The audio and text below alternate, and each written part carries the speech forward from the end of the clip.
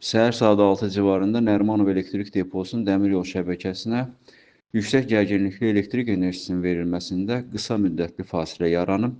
Bunun nəticəsində bir sıra qatarların xəttə verilərək intervalların ən minimal həddə çatdırılmasında müəyyən problemlər müşahidə olunub. Eyni zamanda Baksmir stansiyasının da fəaliyyətinə məhdudiyyətlər tətbiq olunub, lakin Baksmir stansiyasının sərnişinləri avtobuslar təmin olunmaqla ödənişsiz əsaslarla Ulduz stansiyasına qədər çatdırılıblar.